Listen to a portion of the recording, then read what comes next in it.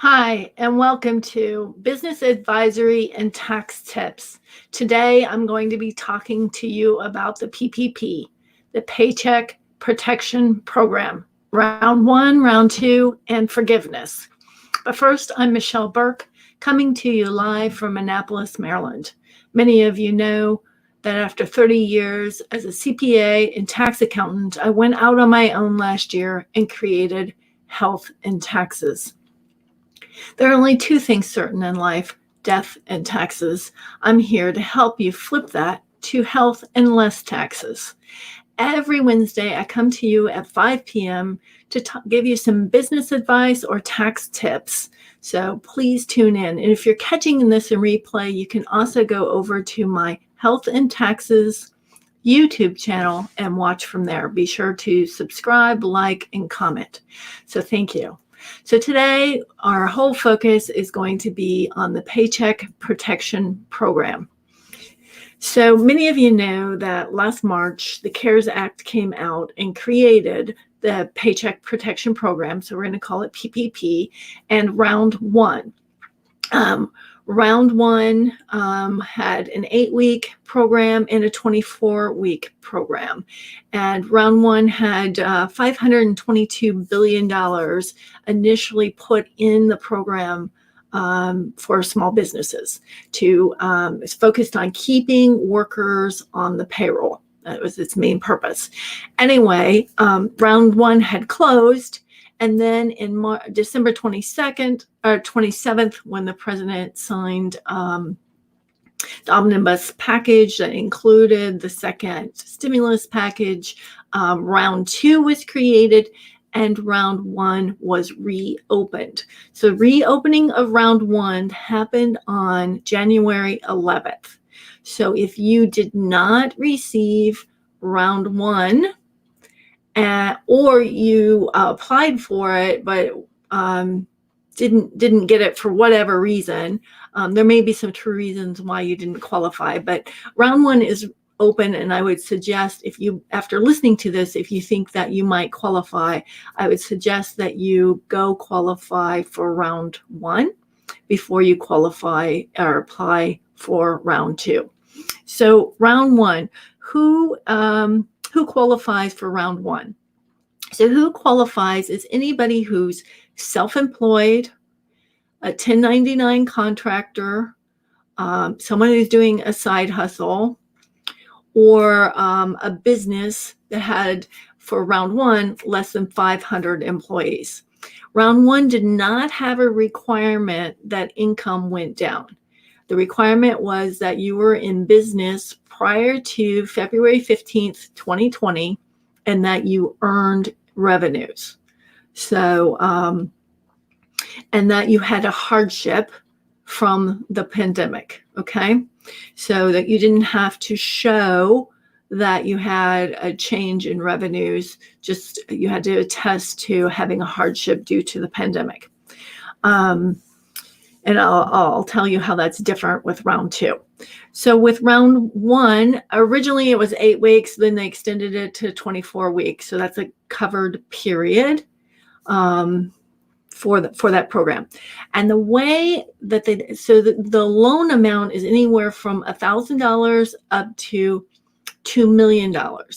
And it is called a loan. However, the loan, if you follow all the directions and all the, if you follow all the laws and do everything as you're being told to do, that loan can be forgiven and it will not be income to you. So 100% forgiven. If the loan is not forgiven, it has a 1% interest rate. And early on, the first up through June 2020, June 5th, 2020, the loans had a 2-year period. Post June 5th, 2020, they have a 5-year life, right? So a 1% loan is still good, but not paying the money back and not having income, having truly what works as a grant is a lot more attractive. And there's also an additional tax benefit that we'll talk about in a moment. So, so if you didn't apply for Round 1 and you're self-employed, a 1099 contractor and you were in business prior to February 15th, 2020, had revenues. You can't just set up a business but not have done anything with it, right? You actually had to bring in some revenues. Definitely go out and apply. So how is the amount determined? Like I said, it's anywhere from $1,000 up to $2 million. Now, I want to make it very clear that for self-employed, and I'm focusing a lot on the self-employed. So if you're self-employed and you're a sole proprietor, you have no employees, it's just you. Typically, you probably file on a Schedule C. The maximum loan amount that you could receive in round one and round two is $20,833 each time. So double that, right? If you applied for both. And the way that's calculated is you look at your average monthly payroll cost, and that as a Schedule C, that would just be how much they actually have you looking at your Schedule C, line 31, which is your net income. Look at that net income for the year 2019, divide by 12, and come up with a monthly average, and then it's 2.5 times that amount. So round one is 2.5 times that amount. So a Schedule C sole proprietor is limited to having $100,000. Even if you make much, much more than that, it was capped at $100,000, round one and round two. So $100,000 divided by 12 comes with a monthly average times 2.5 gives you $20,833. Now, the first round, you could have a business up to 500 employees. Employee. So the expenses that, let me clear myself here. Expenses that could qualify are wages, benefits, interest expense, utility expense, rent or mortgage expense. And when I say rent or mortgage expense, of the business, not your personal home, of your business. So if your business rents space, or if your business has a building that it's paying a mortgage on, supplies for vendors in certain cases, protective equipment. So if you went out and bought equipment, so your employees are masked up, or any type of equipment to protect from COVID, or property damage, any cost to property damage.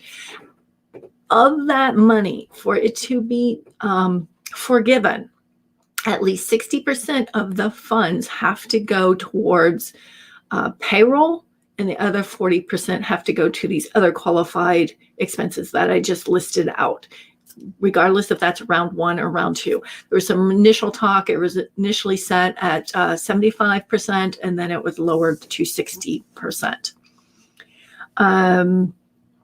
So one of the things a lot of people ask, can you get unemployment and PPP? The answer is you can get both, but not at the same time. So if you're getting unemployment, then you apply for your PPP. You use those PPP funds for the 8 weeks or 24 weeks, and then you can apply for unemployment again. So it has to be, you can get both, but not for the same time period. So hopefully that makes sense. And then remember, as I mentioned, unemployment is taxable, while PPP funds are not. So if you're on unemployment, a lot of people asking, well, should I go get PPP? If you're self-employed and you qualify, the answer is yes. Not only is it not taxable, but you can also take when you take those funds and you pay for your salary or pay for qualified expenses, the Second Stimulus Act came out and said that you can also take those deductions on your business return. So on your Schedule C, or your on your corporate return, or your S-Corp return, not only are you not recording the income, but you're allowed those expenses, which is really a huge benefit. So you can actually not only you get a tax deduction for that. So it could be, depending on your tax rate, That could be any value from 15% to 31% plus your state benefit. So Winsome, thanks for joining. If anybody has any questions as I go along, please put comments, put them in the comment box. I'm happy to answer your questions. And if you catch it in replay, I'll come back and look at the questions. So hopefully I've explained a lot of round one and that it's open. Round two. So round two is also now open. Round two has a little bit different eligibility, and that is to qualify for round two, same people, self-employed, 1099, side hustle, small businesses. However, you have to show a 25% reduction in revenues quarter over quarter. So what you do is you look at quarter one of 2019, compare that to quarter one of 2020. Are your 2020 revenues 25% less than they were in 2019? If the answer is no, then compare Q2 to Q2, Q3 to Q3, Q4 to Q4. You only have to meet the test one quarter. And if you meet for one quarter, you qualify to apply for round two. Again, the same minimum thresholds, $1,000 is the minimum, up to $2 million. Again, the self-employed person with no employees is not going to get $2 million. They're going to get $20,833 if they have $100,000 in revenues, right? So most self-employed, you'll see a few $1,000s, $4,000, $5,000, $10,000. But if you've suffered a loss, 25% loss, then this is very beneficial for you to go out and get. So the SBA, let me pop up here real quick how to get information. So the SBA is the Small Business Association is out there monitoring, and they're the ones doing all the lending. However, you just go to your local bank or bank that you're working with to apply. You can also apply online. There's several different ways to apply. But all the questions out there on what banks are participating, how to apply for round one, how to apply for round two, and for forgiveness are all out there on the SBA site. So I will put that in the comments here later. So round two, again, another exception to round two is it moved from large companies that have 500 employees, it went down to 300 employees max.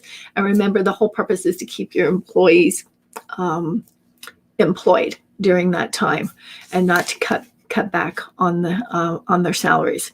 There is, so again, it's 2.5 times average monthly payroll cost, and that's how you calculate how much you would qualify for. Now, in round two, there's a 3.5 time rule for businesses such as restaurants and hospitality. So they have an exception where they can get 3.5 times the amount of their average monthly cost. So I hope that's helpful. Another thing that's really helpful with the round two is that it's actually become easier to apply for. And of course, there are some glitches. But what is really happening, round one, a lot of banks went with some of the gave the loans first to the larger employers. And the reason was the banks were getting a percentage of the loans that they gave out. So if they gave out a large loan and got a percentage of that, it was just easy. One loan, a big percent, they were done, versus millions of tiny little loans.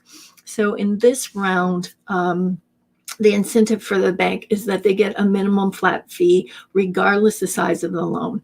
And as it rolled out, they started off with the program started in economic downturn areas, and then with smaller banks, and then with with the larger banks. So there was kind of a stepped phase. So the loans are available. You can go out and apply for round 1 and round 2 through March 31st, 2021. So right now, that's how long those programs will be open for. Let me see on my notes here what I am forgetting to tell you. There was a glitch with some of the loan applications for round 2 that was saying that did you ask for forgiveness on round 1? If you have not asked for forgiveness on round 1, but have planned to use the funds or have already used the funds, so you just haven't done the forgiveness yet, you can still qualify for round 2. So that's a glitch in the system going through the SBA loans application process. So if you get that, just discuss it with the bank and redo the application because you should not be kicked out, and that may already be fixed. I know they were trying to fix that fairly quickly. Now, there are a lot of people that rushed out and applied for the loans, so it may take 1, 2, 3 weeks to get answers. I know some people are getting answers very quickly. Some people haven't heard. I would say if you haven't heard back from your bank by next week, definitely reach out, find out what's going on, and make sure that your application has been approved or is in the process and being processed. So it might take a little bit longer, but just make sure that it's in the process. So for round 2, you need to have received, you need to be around 1. You had to get round 1, right? And then you have to otherwise qualify. For forgiveness, let me explain the forgiveness process. There's a new form called 3508. And there's 3 versions of it. There's the 3508, and then there's the 3508 EZ, and a 3508S. The S is for self-employed. EZ is for anything less than 150,000. They're both those 2 latter forms are very, very simple to fill out and ask for forgiveness. Now, forgiveness, you can ask once you've used the funds. You receive the funds round 1. You use the funds in the 8-week or 24-week, whichever one you elected. Then you can ask for forgiveness. You have up to 10 months to ask for forgiveness. Actually, you have up until the maturity date of the loan to ask for forgiveness, but you have 10 months from the time the covered period ended, so the date you received your funds, through the 8-week or 24 weeks. That's the covered period. When the covered period ends, you have up to 10 months to apply for forgiveness. And that, again, you're just attesting that you use the funds appropriately, and keep your records in the background. For the EZ and the S, there's no forms to attach, or there's no attachments to the forms. You just need to vouch that you use them for the stated purposes, the qualified expenses. And then if you don't ask for forgiveness within that 10-month post-covered period, the interest will start. You'll start having to make payments with interest. So make sure in that 10-month period that you get that done. So some people, if you are indeed a sole proprietor or 1099 or just a side gig, I recommend, and you received round 1, I would recommend the 24-month period has probably ended, that you get that form done now while it's fresh in your mind, and get it forgiven before the 10 months runs up, just to make it easy. And it's going to take a while for that forgiveness form to be processed. So just get that over and done with, and also just get in there and get your round 2 applied for as well. If anybody has any questions on the forgiveness process, please let me know. Again, I'm just looking over my comments to make sure I didn't forget anything. Another thing that a lot of people were asking is the stimulus check and unemployment checks, are they part of revenue? So if you are a sole proprietor, for example, and you're looking at your revenue and coming up with your 2.5 months payroll cost, no, you do not include your stimulus. You do not include your employment in that calculation.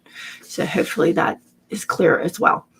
All right, well, that's all I have for you today. I hope I've cleared up some of your questions as to how to obtain round 1, round 2. Go out there and get it done. Let me know if you have questions on that, and also get your forgiveness forms in sooner than later. Keep your documentation on all your forgiveness, even though you don't have to attach it with that, but keep all your documentations, how you use those funds. You eventually want to make sure you can prove that you used them for qualified expenses.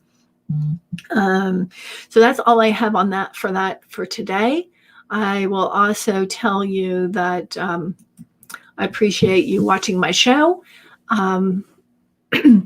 And if you're out there as a small business owner looking for someone to help you with your taxes, that not only will do your taxes, but will also be your business advisor, take a look at your financial statements, work with you throughout the year to make sure you don't have any tax surprises, make sure you're operating your business and keeping a healthy balance sheet and income statement. If you could use some of those services, please reach out to me. Go out on my website, make an appointment with me. I'm happy to have a free consultation with you about becoming a client. I am taking on new clients right now and would love to see if your small business is a good fit for you and for me. So thanks for watching. And again, please tune in again next Wednesday, where I'll bring you an update on the stimulus as that goes through the budget reconciliation process and how that all plays out. So please stay tuned for that. And thanks for watching. Bye-bye.